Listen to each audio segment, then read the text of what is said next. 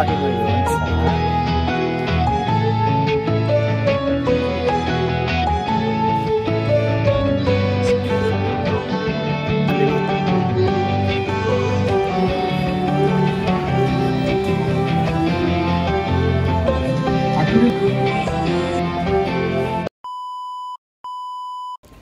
Happy Sunday, guys. This is Jay again and welcome back to Vlog Etc. And it is going to be a rainy Sunday. And we again have another Klook tour. But before anything else, alam nyo na kapag umakyat tayo dito sa second floor, we are gonna get our quick breakfast.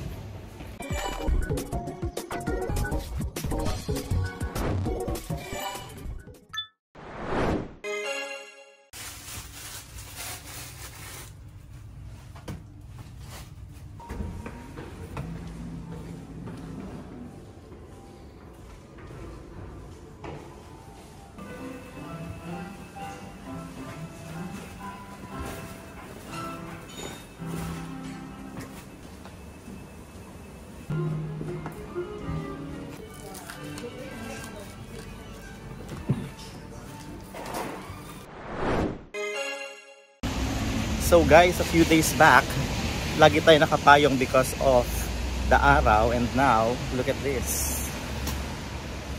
It's basa everywhere. Buti na lang may mga subway station, no? Para in weathers like this, na basa sa labas, sa taas, we can still walk to our destination using this facility. We are about to go dun sa pickup point natin for another Klook tour today.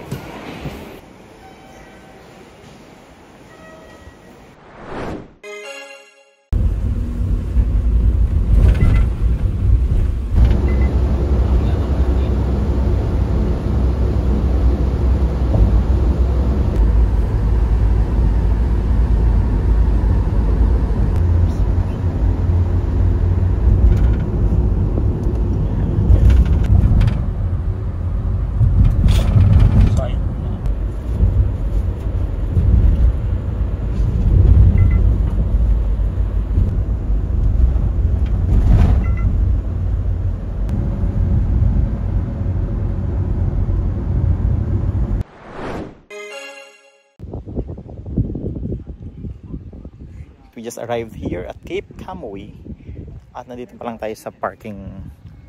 Yan, kailangan daw kasing mag-toilet muna because up there walang toilet. And looks like we are going to track this trail going up there kasi ito yung parang Batanes of Hokkaido.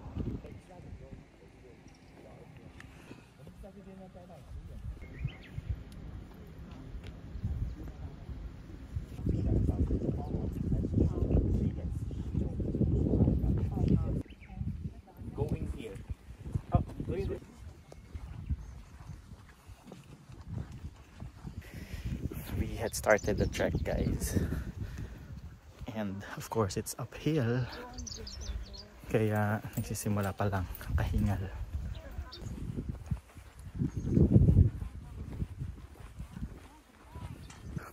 Parang magsisimula pa lang pala tayo sa entrance.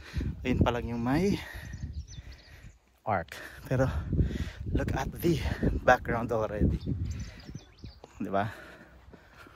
Ganda na. Ang ganda na dito, guys. Tingnan niyo yung view. Wait lang. Hinihingal ako. Oh. Diba? Pero meron pa yan hanggang doon sa dulo. Doon daw yung number 2.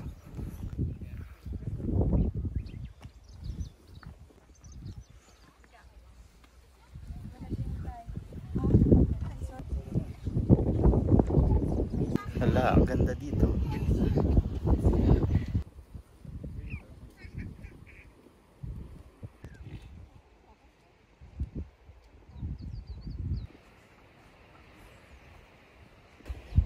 Ang galing dito kasi may walking trail. Yan, kaya hindi masyadong mahirap maglakad. At nagsisimula pa lang tayo, nandun pa yung dulo.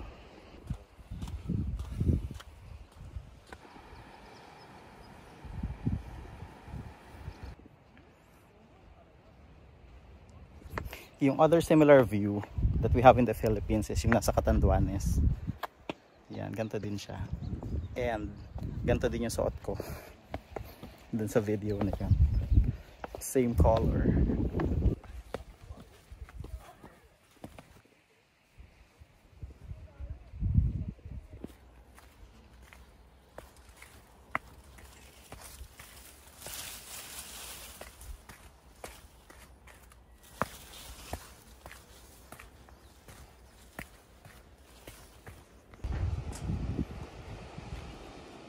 Ang layo pa natin guys, ayun pa yung dulo, yung may lighthouse.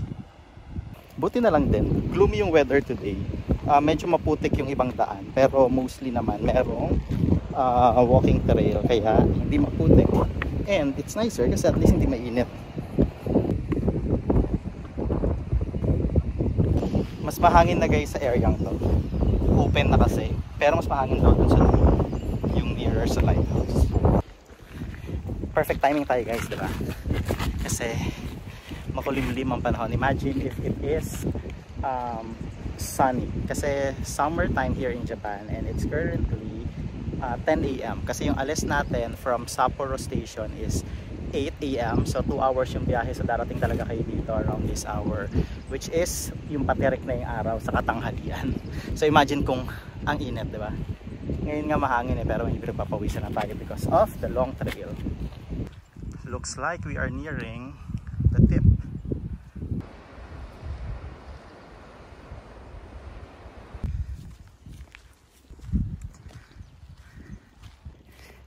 Yay, nasa dulo na tayo guys. So, kung ako nagkakamali, this is already yung station 2.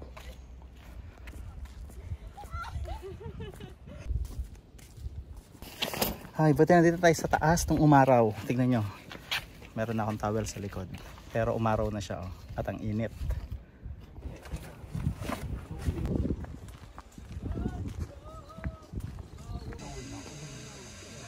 Kita niyo ba guys ang aking pawis at yung bangs kong 3 piraso. Ang init. Look at the pawis. Actually, hindi naman maaraw na maaraw. Kaya lang kasi yung trek, especially going back here, paakyat. Tapos ang dami mong lalakaring hagdan pabalik here. I'm not sure, baka pa ganun kasi yung pinaka-orientation nitong hanggang dulo. But we're finally back, and we are going to have yung lunch dito. And after the lunch, until ano pa yata 1 PM, no? Yung tayo yung stay here? Hindi. 12? 11. 11:40 pala. So we still have a few more minutes to look around. But for the meantime, let's go there kasi ang init.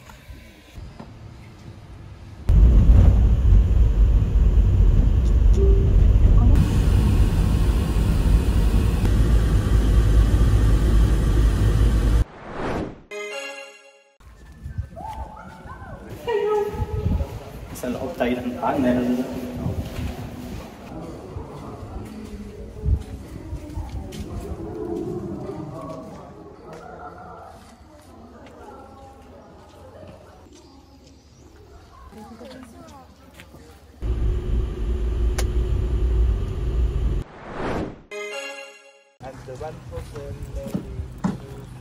Right. Yes.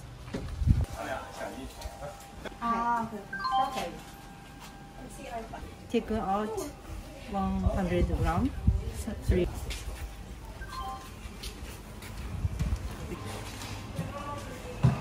Hey guys, nandito tayo ngayon sa cherry and blueberry picking.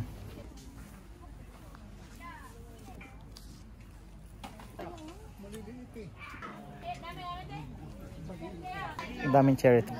Ay, hindi kita. Ang daming cherry guys.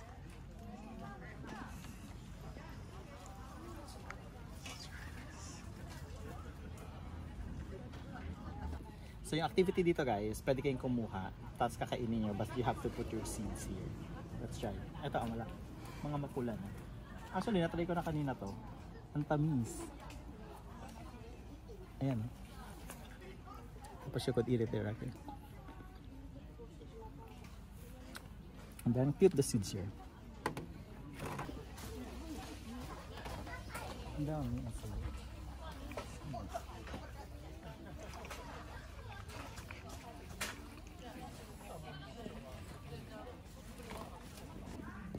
Ang laki ng farm guys. And then ang tatamis ng mga fruits. Ang saya. Kaya lang kasi if you like get a lot tapos gusto mo siyang i-take out, babayaran mo. So eat as much as you can here. Ito yung isa sa mga nakuha natin guys.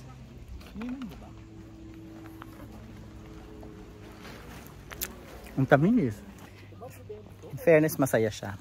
Para siyang eat all you can while picking it. Puntahan natin guys yung sa blueberry. This way daw.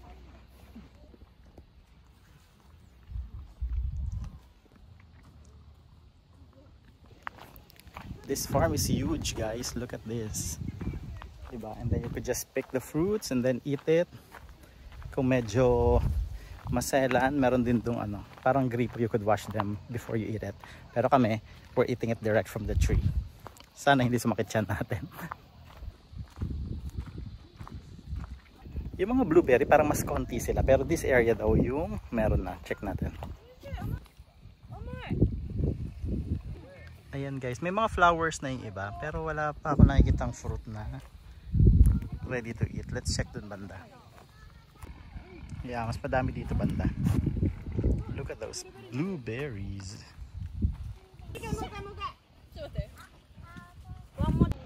Ang liliit nila guys, oh.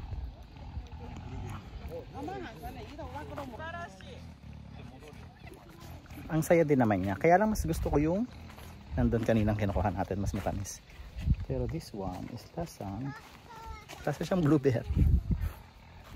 Ang liliit nila guys, diba? Nakikita nyo ba? Ayan, oh. Ang liit. So hindi ako masyadong convinced kung pwede na ba silang kunin. Pero kinukuha ko pa rin. Tapos tinatry ko. Matamis naman. Kaya lang ang weird kasi ang liliit. Sarap. I like it.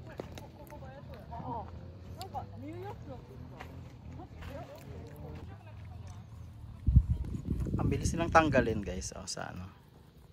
Just have to do this and then boom.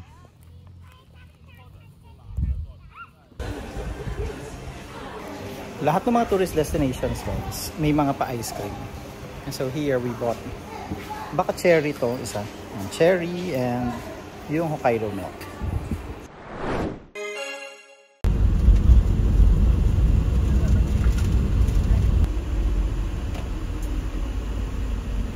So nandito lang tayo kahapon guys, ano, canal, other side, and now we're here again.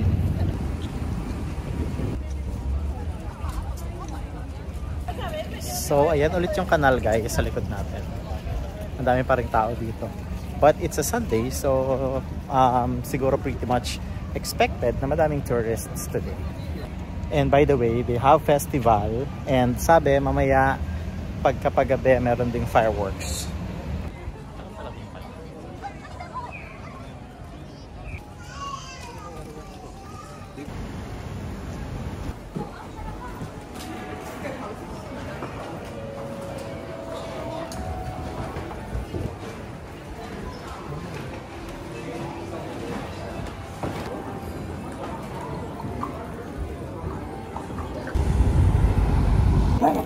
So we weren't able to explore this part of Otaru yesterday guys. Yung pinanggalingan natin doon is the anong tawag doon? Museum ng mga music boxes. They're also selling souvenirs, but hindi naman kami mahilig, so we did not purchase any. And in this part, pagtawid lang, is another street of shops and restaurants.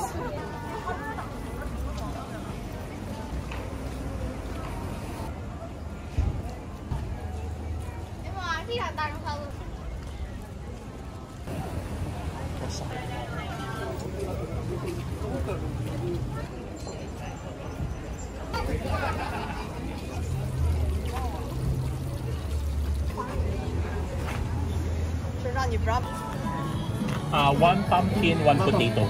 600.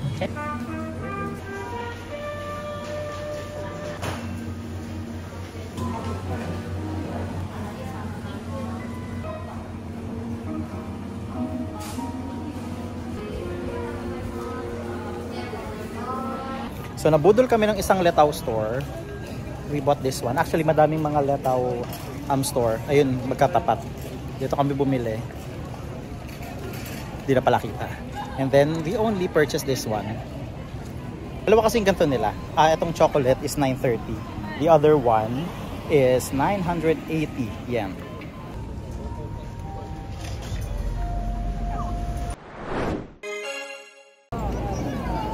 So guys, we're back here at Sapporo Station. Ang bilis ng biyahe namin.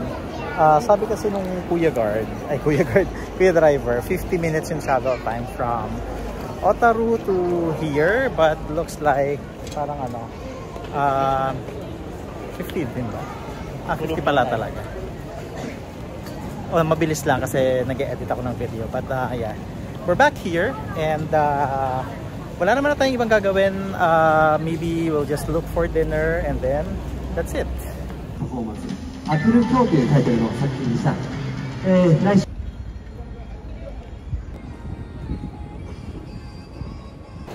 May nakita kami doong nagpe-perform sa labas, kaya lang tapos na pala siya.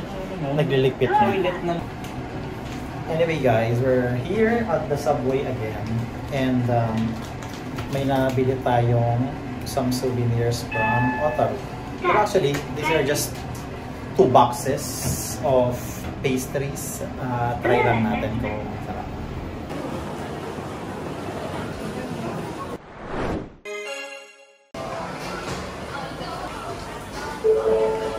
So may nakita kami restaurant here guys sa Subway, similar to Sukiya and Matsuya. And nag-order na kami, we're just waiting for it. And let's check yung food nila.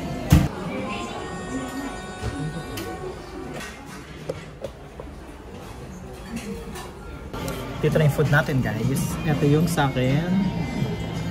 This is a box of grilled chicken and rice. Ang bilis namin kumain, diba guys? So that is called Nakao. And like what I said kanina, para siyang katulad nung sa Sukiya at Matsuya na kinakainan natin. Okay, I think this is where I'm going to end my vlog kasi wala na din akong space sa phone. Naubos na siya. So if you guys like whatever it is in this video, please don't forget to give it a thumbs up and click the notification bell so that you will get updated with more of my videos over here in Vlogcetera. Until the next one, bye.